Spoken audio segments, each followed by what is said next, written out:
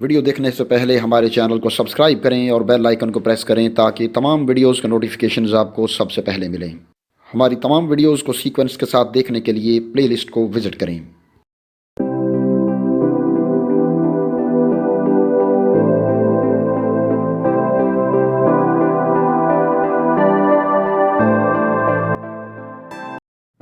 अस्सलाम वालेकुम नाज़रीन। अगर कोई आपसे ये कहे कि मैं दज्जाल से मुसलसल राब्ते में हूँ, सब यहूदी तैयार रहें, तो आप एकदम से हैरान रह जाएंगे और शायद आप इस बात का मजाक बनाएं और इस पर हंसने भी लग जाएं।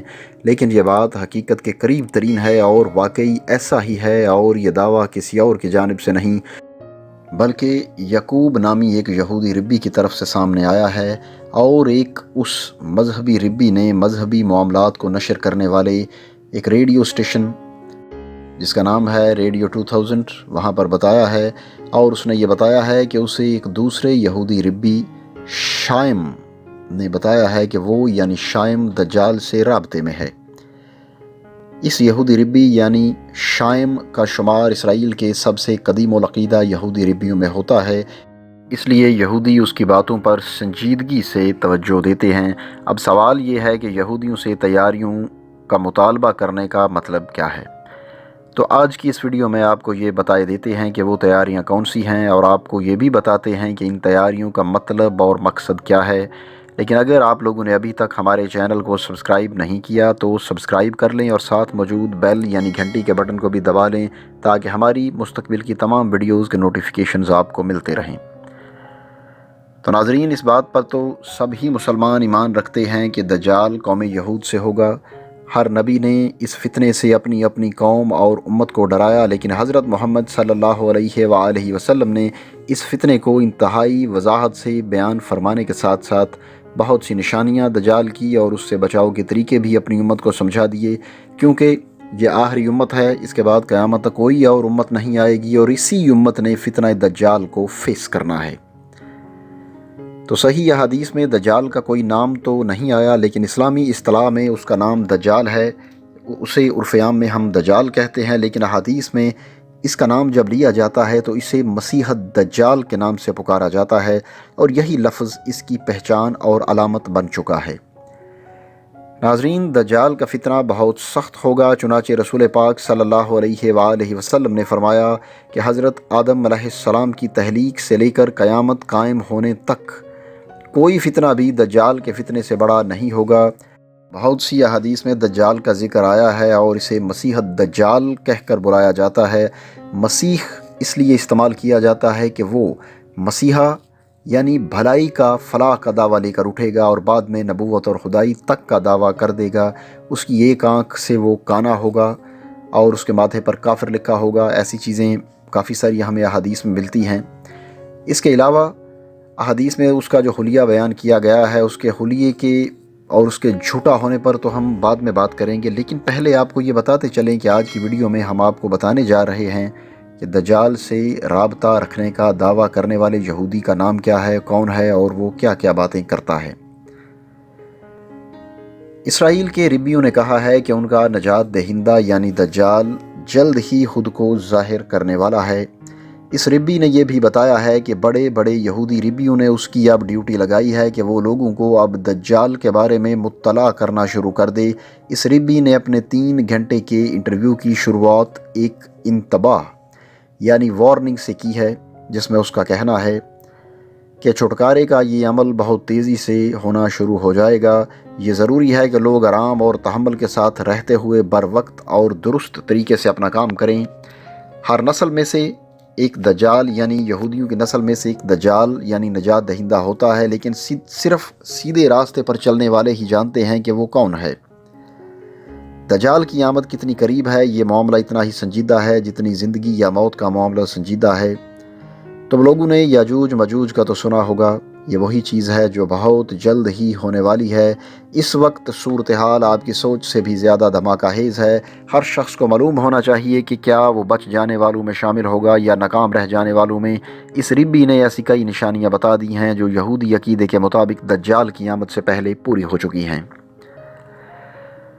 इस रिब्बी यानी शाइम ने यहूदियों के नज़दीक मौजज़ समझे जाने वाले एक और रिब्बी डोफ्किक का जिक्र करते हुए कहा है कि जब 10 साल पहले इसराइल बदतरीन खुश्क साली के दौर से गुजर रहा था तो किसी ने डोफ्किक से पूछा था कि तिबरिया झील, जो कि इसराइल को ताज़े पानी का सबसे बड़ा ज़रिया है इसराइल के लिए, पूछा गया कि तिबरिया झील कितने अरसे में भरने वाली है, तो उसने कहा था कि जब दज्जाल आएगा, और उसके बाद अब तक पहली बार तिबरिया झील भरने वाली है, और इसे खुद इसराइली हुकूमत अरबों डॉलर खर्च करके मुख्तलिफ़ तरीक़ों से भरती रहती है, क्योंकि इस झील का खुश्क होना याजूज मजूज के ज़हूर की एक निशानी है, और इसराइली हुकूमत कोशिश करती है कि इसको खुश्क होने से या इसका पानी का लेवल डाउन होने से इसको रोका जा सके, और इस बात का जिक्र हम अपनी एक हालिया वीडियो में भी कर चुके हैं।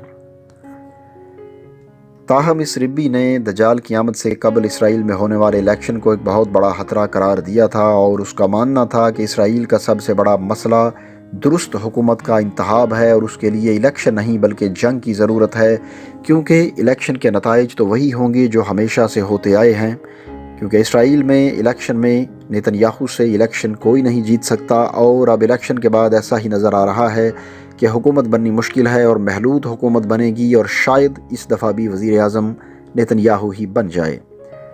याद रहे कि कदीम अकीदा यहूदी रिब्बी ये समझते हैं कि नेतन्याहू दज्जाल क़यामत से पहले इसराइल के वज़ीर आज़म होंगे।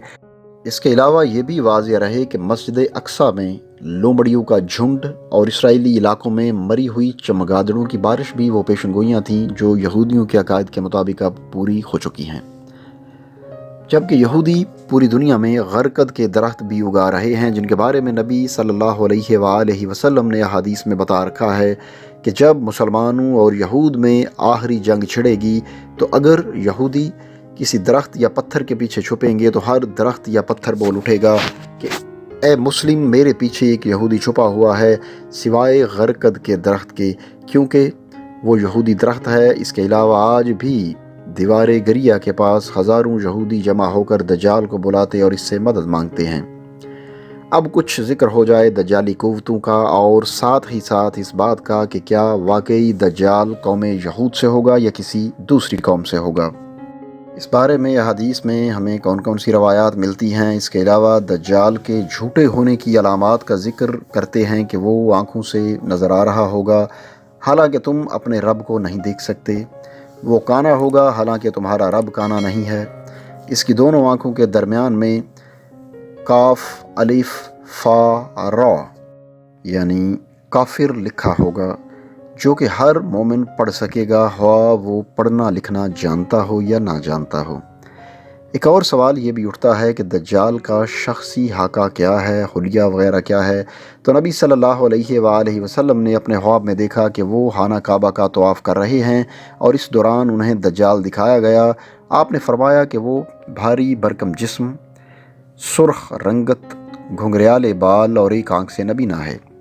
इसकी आँख लटके हुए अंगूर के दाने जैसी है और ये बात कोई आम बात नहीं है, दज्जाल की निशानी वाज़िह है। ज़हूर दज्जाल के हवाले से अगर बात की जाए तो इस हवाले से बताया गया कि वो शाम और ईरान के दरमियान एक रास्ते पर नमोदार होगा। ताहम हदीस में किसी खास जगह को दज्जाल के ज़हूर के लिए महसूस नहीं किया गया, उसी तरह जैसे माह रमज़ान में लैलतुल क़द्र के लिए किसी खास रात का तयन नहीं किया गया। दज्जाल के बर्पा करदा फ़साद का जिक्र किया जाए तो दज्जाल अपने ज़हूर के बाद हर तरफ फितना फ़साद बर्पा करेगा और इस फ़साद का अंदाज़ा अहादीस की रोशनी से वाज़िह होता है। बस मुसलमान शाम के एक पहाड़ की तरफ भाग जाएंगे और दज्जाल वहाँ आकर उनका मुहासरा कर लेगा। ये मुहासरा नहायत सख्त होगा और उनको सख्त मुशक्क़त में डाल देगा। फिर फजर के वक्त ईसा इब्न मरियम नाज़िल होंगे और मुसलमानों से कहेंगे कि इस खबीस कज़्ज़ाब के खिलाफ़ निकलने में तुम्हारे लिए क्या चीज़ माने है। मुसलमान कहेंगे कि ये शख्स जिन है, लिहाजा इसका मुकाबला करना मुश्किल है। अगर दज्जाल की दावत का जिक्र किया जाए तो दज्जाल अपने आप को सबसे पहले मुसल्लख यानी रिफॉर्मर यानी इस्लाह करने वाला कहेगा, मसीह कहेगा यानी लोगों की मसीहाई करने वाला। और इसीलिए हदीस में जहाँ पर भी दज्जाल का जिक्र आता है वहाँ पर उसके लिए एक लफ्ज़ इस्तेमाल हुआ है मसीह दज्जाल का, यानी वो लोगों की मसीहाई भलाई यानी वेलफेयर का दावा लेकर उठेगा। फिर خدائی کا دعویٰ، اس سے پہلے نبوت کا دعویٰ کرے گا اور اس کے بعد پھر خدائی کا دعویٰ کرے گا، اور اپنے فتنہ و فساد میں انسانیت کو پھنساتا چلا جائے گا، اپنے آپ کو دجال یا انسان نہیں بلکہ خدا کہے گا، اور بہت سے لوگ اس کی باتوں پہ یقین کر کے اس کے ساتھی بھی بن جائیں گے۔ اگر دجال کی خبر کی بات کریں تو رسول اکرم صلی اللہ علیہ وآلہ وسلم نے فرمایا، جو دجال کی خبر سن لے وہ اس سے دور رہے۔ اللہ کی قسم، آدمی اپنے آپ کو مومن سمجھ کر اس کے پاس آئے گا، پھر اس کے پیدا کردہ شکوک و شبہات میں اس کی پیروی کرے گا۔ دجال کے بارے میں یہ کہا جاتا ہے کہ وہ اکیلا نہیں ہوگا، اس کے ساتھ بہت سے اس کے ساتھی بھی ہوں گے، یعنی یہ ایک عالمگیر فتنہ ہوگا۔ نبی صلی اللہ علیہ وآلہ وسلم کا ارشاد پاک ہے، دجال کے پیروکاروں میں اکثریت یہودیوں کی اور عورتوں کی ہوگی، اور دجال کے ساتھ اصفہان کے 70,000 یہودی ہوں گے جو ایرانی چادریں اوڑے ہوئے ہوں گے۔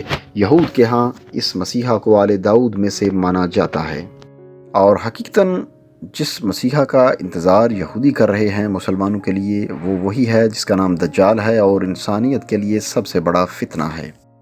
ناظرین، دجال کی طاقت کا ذکر کیا جائے تو اللہ رب العزت نے دجال کو غیر معمولی صلاحیتوں سے نوازا ہوا ہوگا، تاہم وہ ان صلاحیتوں کا استعمال برائی اور شر پھیلانے کے لیے کرے گا۔ دجال کی طاقتوں کا اندازہ چند ایک احادیث سے لگایا جا سکتا ہے، جس میں یہ پتہ چلتا ہے کہ اس کے پاس آگ اور پانی ہوں گے، جو آگ نظر آئے گی وہ پانی ہوگا، اور جو پانی نظر آئے گا وہ آگ ہوگی۔ اس کے پاس روٹیوں کے یا غلوں کے پہاڑ اور پانی کے دریا ہوں گے، یعنی اس کے پاس پانی اور غذا، خوراک وافر مقدار میں موجود ہوں گے۔ ناظرین، آخر میں میری دعا ہے کہ اللہ سبحانہ و تعالی ہم سب کو فتنہ دجال سے محفوظ رکھے، آمین ثم آمین۔ ناظرین، اگر یہ ویڈیو آپ کو اچھی لگے تو اسے اپنے دوستوں کے ساتھ ضرور شیئر کریں، اور کمنٹ سیکشن میں اپنی رائے کا اظہار ضرور کریں۔ اس کے علاوہ چینل پر نئے آنے والے دوستوں سے گزارش ہے کہ اگر ابھی تک انہوں نے ہمارا چینل سبسکرائب نہیں کیا تو سبسکرائب کرتے ہوئے ساتھ موجود بیل یعنی گھنٹی کے نشان کو دبائیں، تاکہ ہماری علمی، ادبی اور تاریخی ویڈیوز کے نوٹیفیکیشنز باقاعدگی سے آپ کو ملتے رہیں۔ اگلی ویڈیو آنے تک ہمیں اجازت دیجیے۔ اللہ حافظ۔